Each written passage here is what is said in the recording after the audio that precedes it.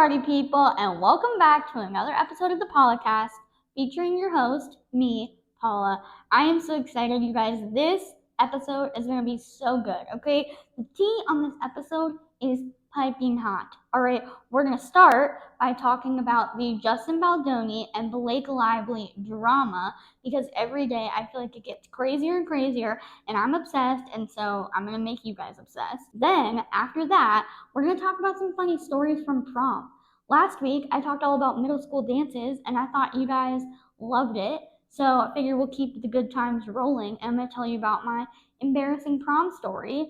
And then at the end, I want to share with you guys my favorite Bible verse. I feel like it's a great way to end the podcast. Yeah, so let's get started.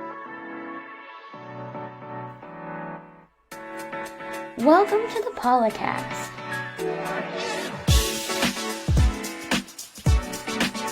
Starring me, Paula Kushensky.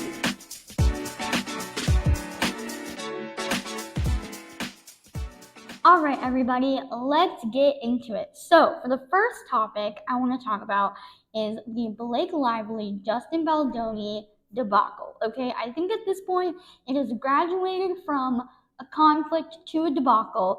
Every day I feel like new things come out and it gets crazier and crazier. And I personally have been so obsessed with following this story, and I want to talk about it with you guys and see, what you guys think.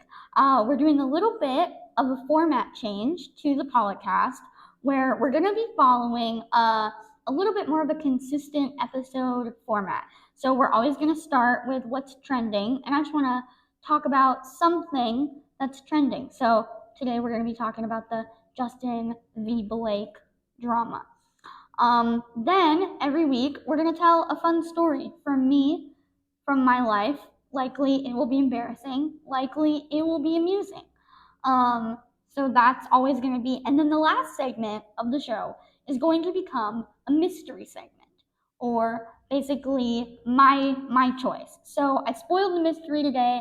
I already said we were going to be talking about my favorite Bible verse, but I think in the future I'm going to make it like a mystery, and then you'll find out at the end.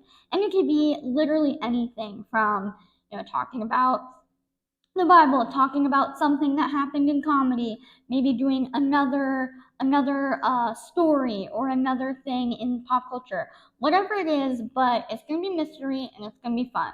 So let's get into our first segment, which is called What's Trending. Let's talk about what's trending, which is the Blake and Justin debacle. So if you guys have been living under a rock with Patrick Star, you may not know what's going on, or maybe you've heard bits and pieces, but you don't know everything that's going on.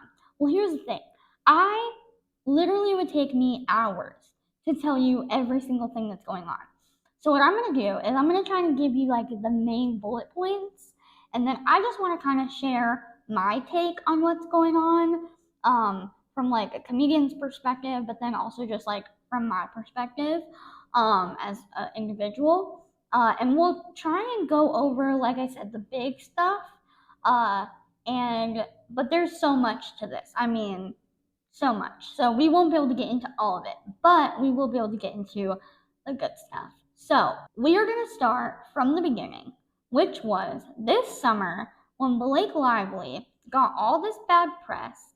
And I hesitate to say she got bad press because really she gave bad press. Like, she gave some pretty wicked interviews, some pretty crazy interviews, and they all kind of started to come out over the summer, late in the summer.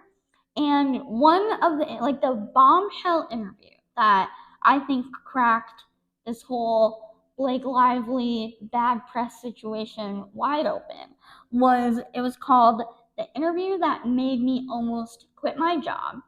And it was an interview with Blake and another actress, and they were just like, you would think that they were promoting the movie Mean Girls and that they were the mean girls. That's how the interview went.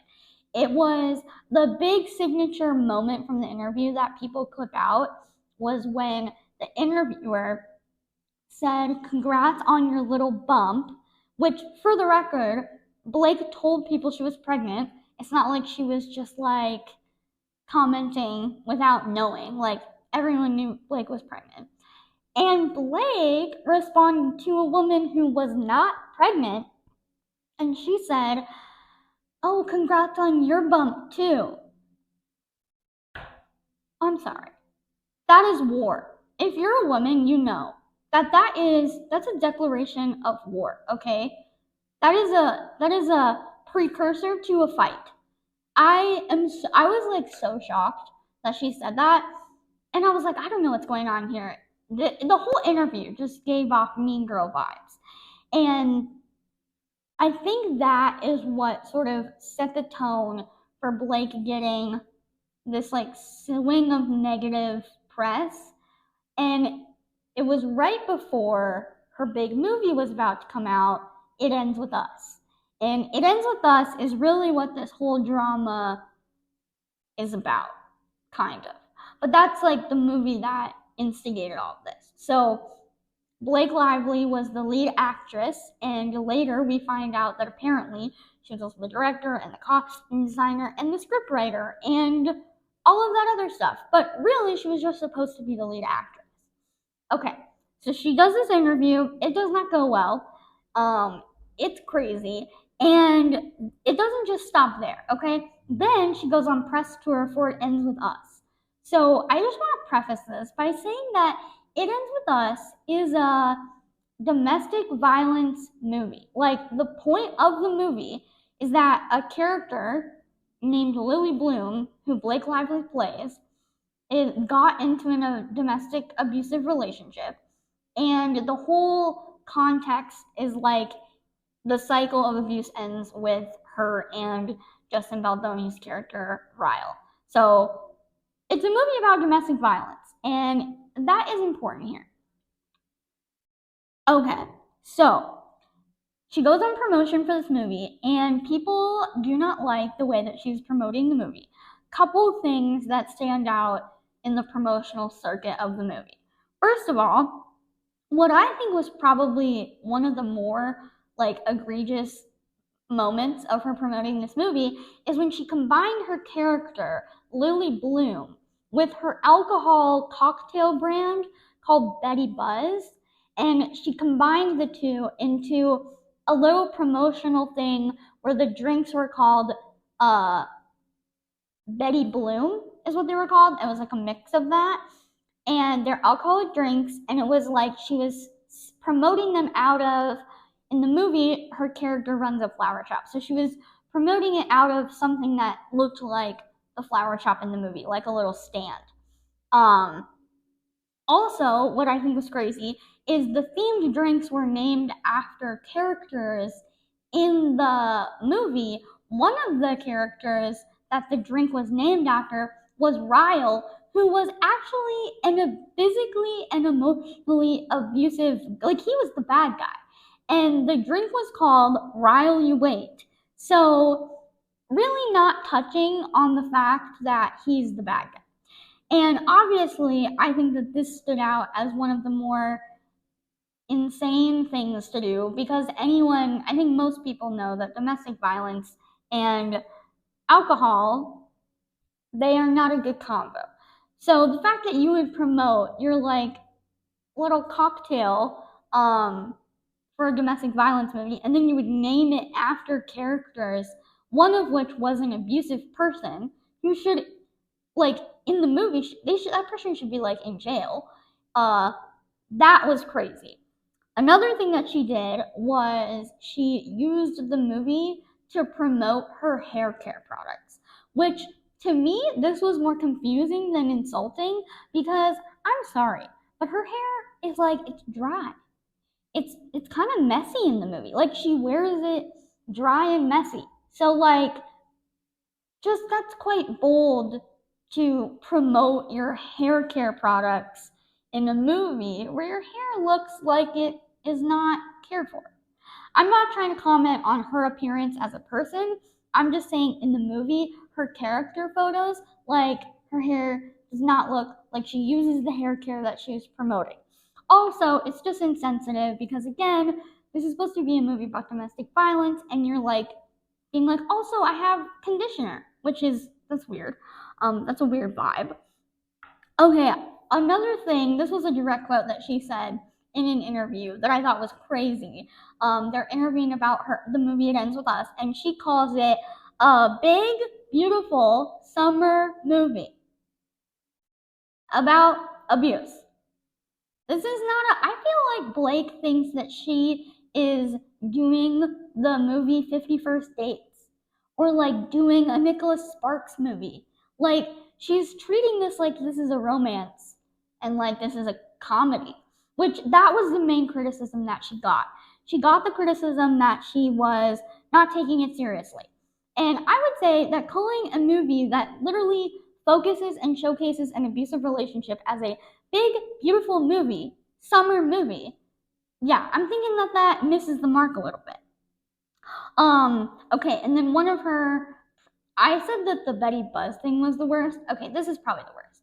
The worst thing that she did on the tour, honestly, looking back, you're like, I feel like you were trying to sabotage the movie. Like, I could not think of a worse answer to give to this question. And the question I'm about to tell you, it's a softball question, all right? This is not hard, all right? The interview asked her, like, hey, if, let's say, a domestic violence victim resonates with this story, as hopefully they would, because it's about a domestic violence survivor, how would they sort of communicate that with you?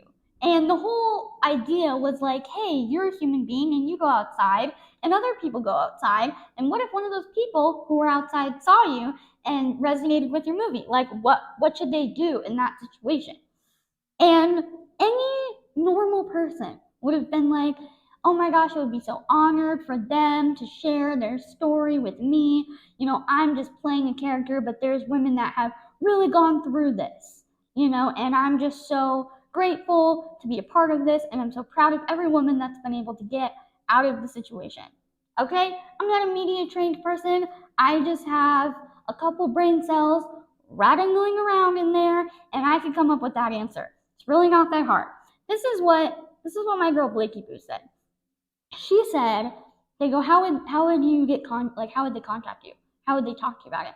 And she goes, oh, I don't know, maybe they could just like, I'll give them my address, I'll location share. You know, they can just come to my personal home. Like, a very, very sarcastic answer to a very genuine question. I'm not trying to laugh, by the way. It's just truly insane the way that she answered this question. Okay, so those are some of the big mistakes that Blake made in promoting this movie. And I do want to say, for context, Justin Baldoni, who plays the abuser, he's also the director of the movie, and like he bought the movie rights. He is not doing these interviews, okay? He is not promoting hair care brands, which, by the way, if anyone deserves to promote their hair care brand here, it is Justin Baldoni, because his hair looks silky and soft, and that guy looks like he has never had a snarl in his life. So maybe he should get into the hair care business, but that's not the point. The point is that Blake is using a movie that is very serious to promote her unserious life. Okay, so this is the reason that I bring this up, because a big part of this conflict is that Blake blames Justin for this series of bad press in the summer. Blakey Boo, listen, I'm gonna tell you right now, Justin did not, he is not the one that is tarnishing your image by bad press, okay? You're doing a great job of that all by your lonesome, okay? So this idea that somehow Justin is like behind all of this is crazy to me and to everybody else. And I just want to say, unless Justin is sitting behind you in this chair with a gun being like, answer this like you don't have any emotions or empathy, unless that is the case, girl, I think this might be on you. If people are mad at you, I suggest you look inward on yourself, because I'm thinking this might be you. Okay, so that was what happened over the summer. Then, as the press rolled out, they realized one, Justin was not doing any press with Blake, which I thought was weird, and then now we know was for a reason. So the reason that this is relevant is because Blake sort of takes over the movie, and like in the press, and you don't really hear from Justin a lot. They're never together. People on TikTok are starting to be like, their spidey senses are going off. It's weird. Well, it turns out, as we know now, that was because Blake and Justin had apparently had this massive falling out. And I hate to say falling out because that means that they both fell out. Really, I think what happened is Blake pushes Justin Baldoni off a 20-foot building. That's not in reality, just emotionally. That seems like what happened. Less of a falling out, more of a Blake pushing Justin out and then trying to take the movie for herself. Okay, so going back, we have like a very, very basic timeline. Okay, December 2024. This is after the movie came out. The summer is kind of when all this happened. The fall, when she got all kind of this bad press. December 20th is when Blake drops the sexual harassment complaint with the Human Rights Department against Justin Baldoni and says that Justin Baldoni was sexually harassing her throughout the movie. And then she gave like a bunch of these different examples or like claims that she made about how he was sexually harassing her. Okay, this is where it gets insane. The next day, a mere 24 hours later, the New York Times comes out with an article that accuses Justin of hiring a team of people to basically ruin Blake's image. That's why I said, hey, Blake, I don't think Justin ruined your image. I think you ruined your image. And Justin is just vibing, okay? Anyway, okay, so the New York Times article drops. Now we've been able, like other amazing like podcasts and like people have been able to deduce that it's the metadata, which is like your data on your computer. That's the best I can explain it. Basically is making it look like this New York Times article was started way before the actual complaint came out. So it's starting to look like this New York Times article was not written in good faith and that it could be a media leak from Blake's team. Also, and I want to make this clear, the article talks about all of the different things that Justin did to Blake according to Blake in the complaint. And it doesn't really do anything to check if that's true.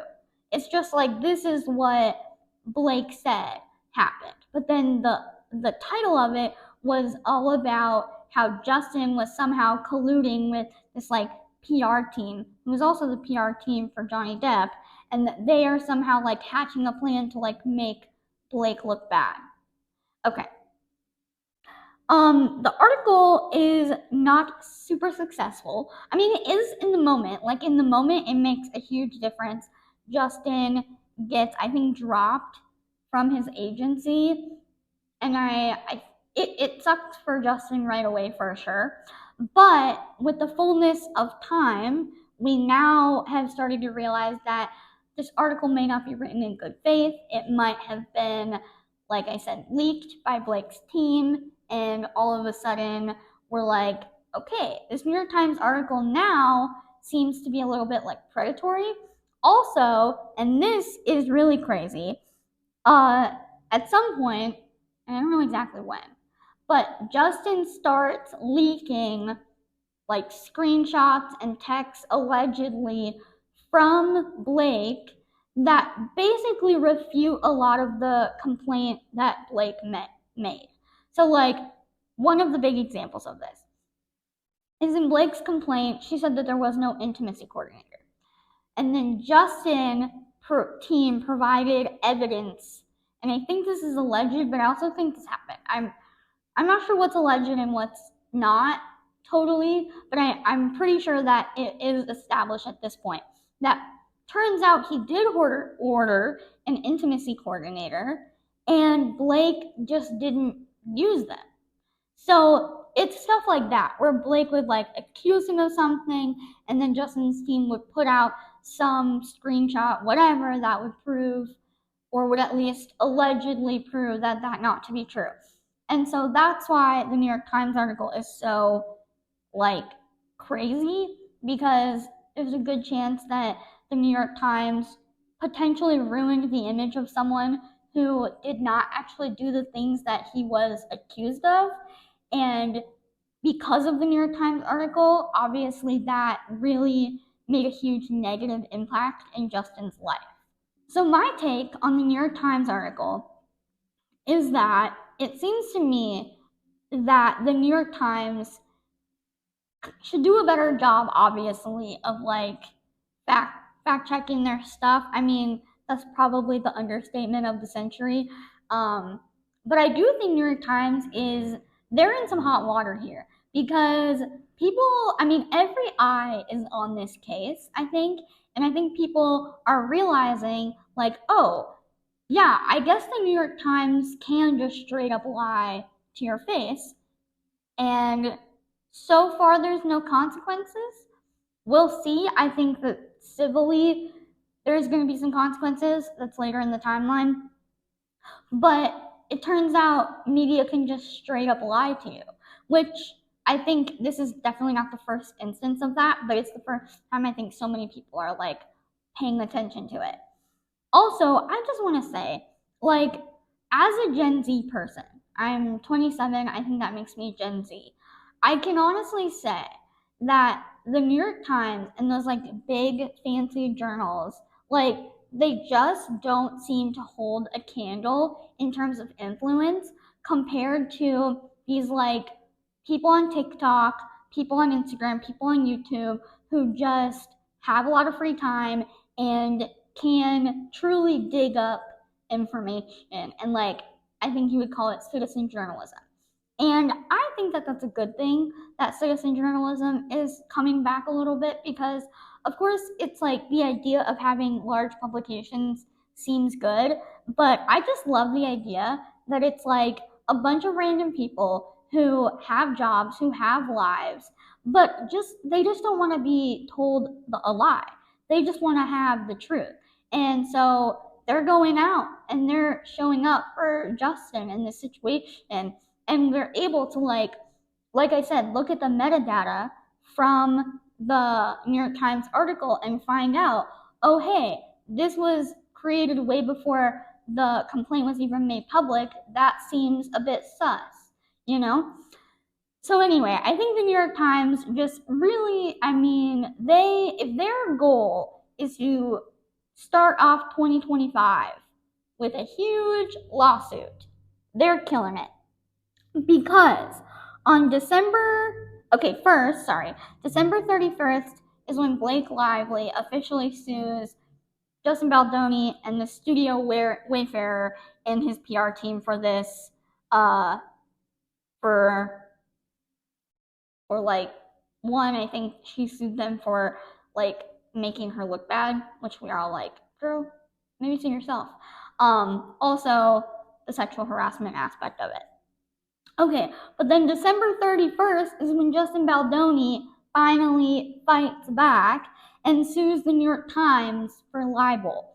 And this is where I think the New York Times is like, definitely went a bridge too far, definitely, played around and is about to find out. And so that is going on.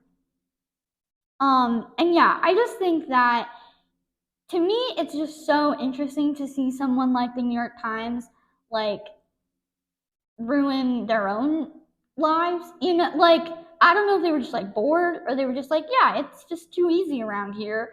Let's let's let's do some damage. But it seems like the New York Times is definitely going to have a fight on their hands.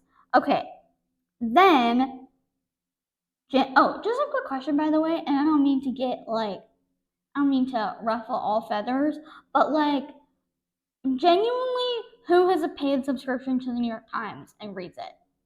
Like, I'm really asking out here, because I don't know really anybody who has a paid subscription to the New York Times. Actually, that's not true. I do know people who have a paid subscription to the New York Times and they act like they are better than everyone. So, is there anyone who has a subscription who doesn't think that they are the most important person in the world? Honest question. So then this is kind of when it seems like Justin's team starts producing those texts and screenshots that will allegedly are fighting back some of the complaints that Blake launched. So there's so much more to this case. Really, truly, it gets crazy. Ryan Reynolds gets involved. At this point, there was an article that came out talking about how Taylor Swift is like taking a step back from Blake, which is crazy. If Taylor Swift is remotely involved, this has gotten so far. Like, this has gone just way crazy for Taylor Swift to be even allegedly involved at this point. But what I love about this case, and I think this is why people are so attached to it, is because to me it seems like it's the difference between like, I mean, it literally feels like the Mean Girls movie, but in real life. And you have like Regina George is Blake Lively and Ryan Reynolds, and then the New York Times is like Gretchen and that other girl. And then you have Justin Baldoni, who's like the guy who's like not as popular, just probably trying to do his, he's just vibing out here. He's not trying to. I don't think he's doing the things that they were accusing him of doing. At this point, the evidence seems to be pretty damning towards Blake and Ryan. So he's like that girl who like went to Africa. I don't watch that movie very much, but very good lesson here. That girl, Katie, he's like Katie in this situation, where like he just came back from Africa and he's just like not, he's trying to be a good guy. Okay, but I think it shows like a genuine divide and a genuine moment in our culture where it's like, on one hand, you have these big, powerful people who seem like they can kind of get away with anything, like Justin, or sorry, not Justin, like Blake, like Ryan, that group. And then you have the regular people with regular schmegular jobs, and they just want the truth, and they just want, something. They're just like interested, they're invested, they really believe in the fact that we should be like innocent until proven guilty, that people, just because you have a lot of money doesn't mean you should be able to just like absolutely ruin someone's reputation on a whim. And it's really, I think, honestly, to me, this feels like a nail in the coffin of Hollywood as we know it. And like, I remember even just like 5 years ago, like YouTube was so much about Hollywood, and YouTube was all these like celebrity interviews, and like I even liked watching them. They were funny. And now it's like, I can't tell you the last time I've watched anything from a celebrity that wasn't a movie. Like, I like my podcast. Y'all. I remember one time when I had TikTok and I was up in the middle of the night because I didn't feel good. And I didn't watch a show, I didn't watch a movie, I didn't watch some interview. I watched some random man on TikTok talk about cave diving for 3 hours. And it was exhilarating. And I loved it. And I wish I knew that guy's name. And if he has an Instagram account, let me know. Because I would love to, that's what I want to watch. And I think that's what most people want to watch. Content, there's simply too much content for celebrities to just not, they're just not as interesting as regular people. I want to listen to people who have a day job and talk about their day job. I want to listen to people talk about delivering babies and working at I don't know, like a bar, or working, as like a doctor or an anesthesiologist, or, I want to see people who like have these really niche interests. I don't think people care that much anymore about celebrities and about their like very rehearsed stories. Not to say that I like don't like them, because I think that they're very talented sometimes, and like you have amazing actors and actresses who do great movies and TV shows, but it's just Gen Z, that's not what we watch. We watch the random little guy. Y'all, I remember one of my favorite TikTok accounts was literally a man who also had a cheetah puppet and would also rap recipes. That's my idea of a good time. So I just think all this to say it's very interesting.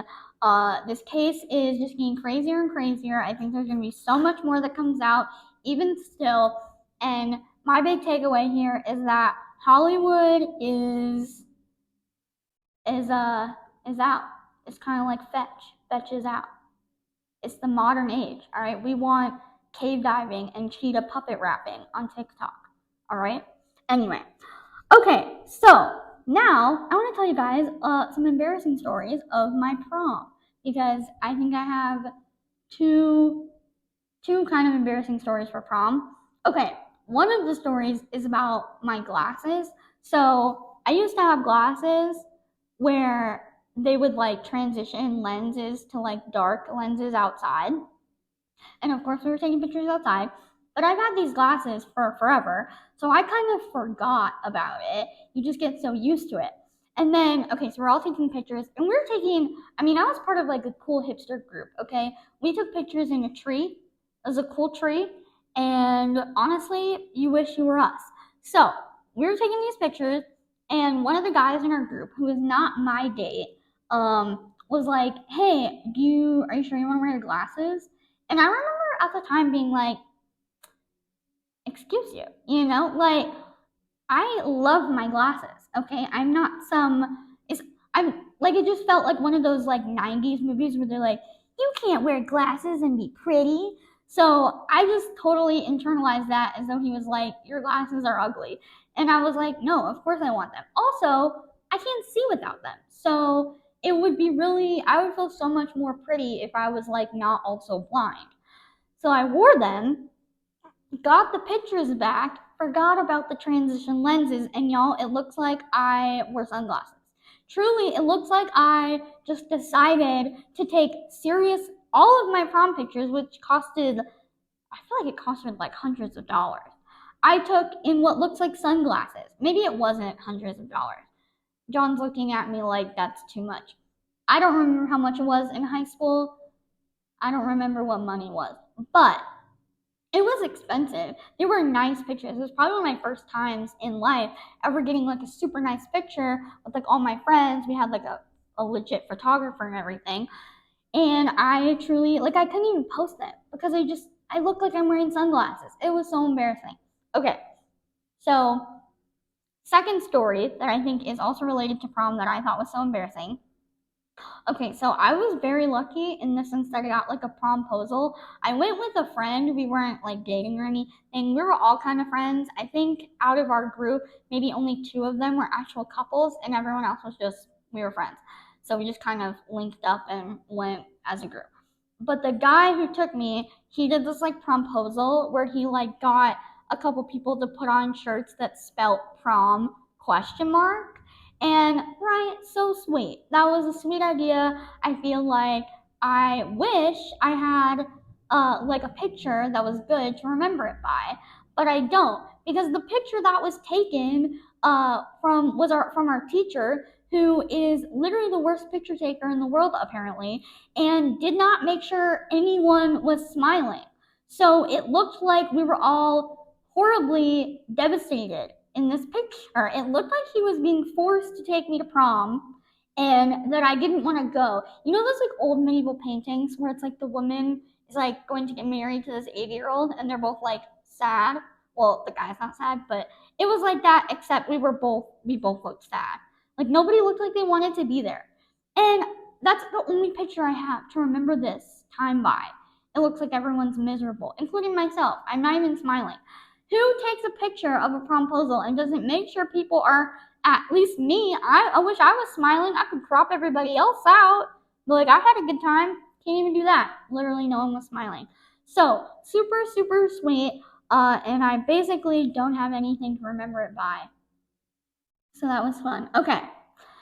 So now we're going to get into our last segment. Thanks for holding out with me, guys.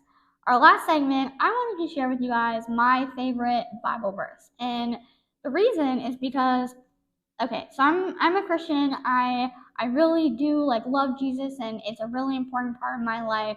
And I want to share it here. If y'all are coming from my comedy, you might think, oh, she's so funny. Turns out she also loves Jesus.